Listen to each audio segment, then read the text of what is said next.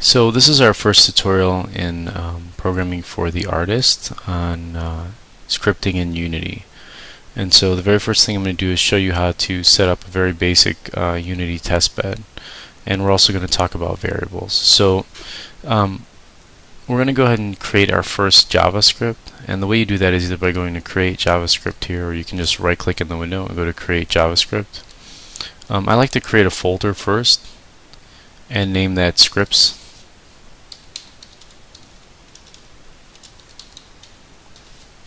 Let's go ahead and copy this in here. And then within that scripts folder, I'm going to rename this just test script. So, and the way I was able to get it to rename is I just left clicked on it once and I waited and it let me change it. Now, something I want to point out is that see how the first word is lowercase and the second word is uppercase? That's called camelbacking. Okay? So let's go ahead and jump into this script by double clicking it. We're going to delete this function. We're going to get into functions pretty soon.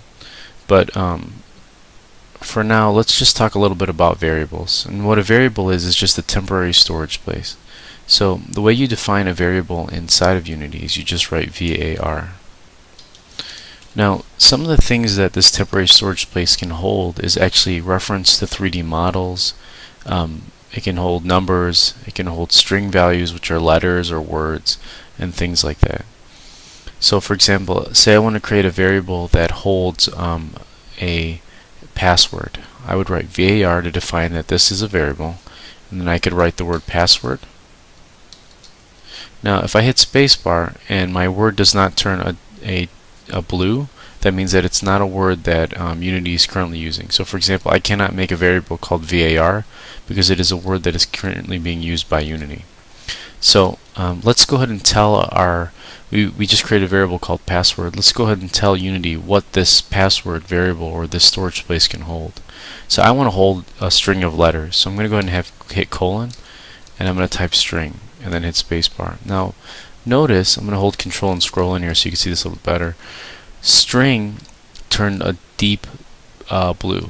Okay, so if we hit equals now, and that means that it's a current word that's being used by Unity. So let's go ahead and type in a word by putting in quotes and then a semicolon to end this sentence.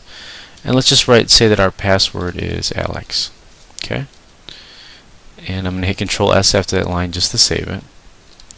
And now I'd like to print this word Alex to my console. Okay, so if I just write the word print, this is a way of sort of testing to see if my variable or my password is really holding the word Alex. I do that and I do open and close parentheses and I put a semicolon.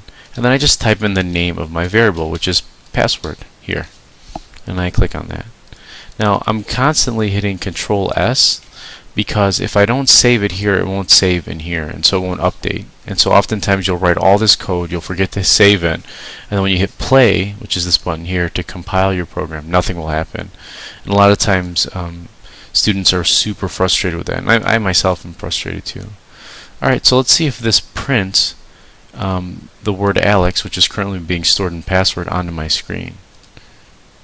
And you know what? It doesn't. And the reason why is because a script is used, or it's meant to drive some sort of game object. So it's meant to make a camera move or take health away from a character. So let's go ahead and go to game object and just create an empty game object. And so let's drag our script on top of this game object.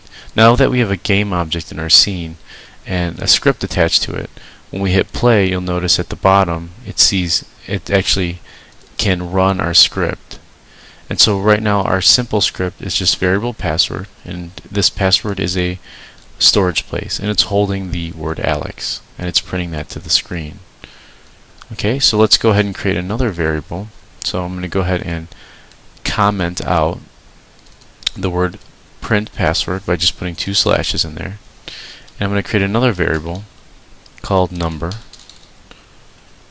And again, this is not a word that's being used by Unity. And I want to give it the integer data type. And you can see integer is used. And I want to make that equal to 5,000 semicolon.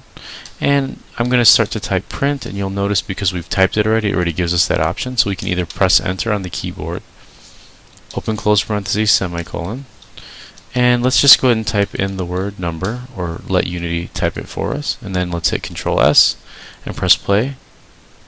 And we get the number 5,000 down here. And so now we have another integer that can store numbers. We'll get into integer or variables that can point to characters, that can point to models, that can point to different data types. And okay, so variables are also able to store numerical or mathematical computations. So what does that mean? So say we create another variable called sum, and it's an integer, and I'm just going to hit semicolon because this current one is going to save the sum of two numbers. And just above this print statement, just so that we're kind of being clean here, you know what, I'm going to go ahead and delete this line here, but I'm going to put 2 slashes and type variable. Oops, sorry, let's get rid of these 2 slashes. I'm going to create another variable called number, and 2, that's camelbacked. I'm going to make it an integer, and I'll make that equal to 6,000, semicolon. And what I want to do is, so now I have all these variables. I have a variable password called string, variable password that holds a string of letters. I got a couple numbers in here. And so what I want to do is I want to add number 1 and number 2. So maybe we can just rename this number 1 and number 2. And I want sum to equal those, and then I want that sum to print to the screen. So a simple way of doing that is just to write the word sum equals number 1 plus, okay, just to make our number 2, semicolon. And then all we have to do is print sum. So let's go ahead and save that, and let's play it, and you can see that we get num1 plus num2, and it works for pretty much all of these operators. So I can change this to multiplication, save that, play that, and you can see we get the multiplication of those two values.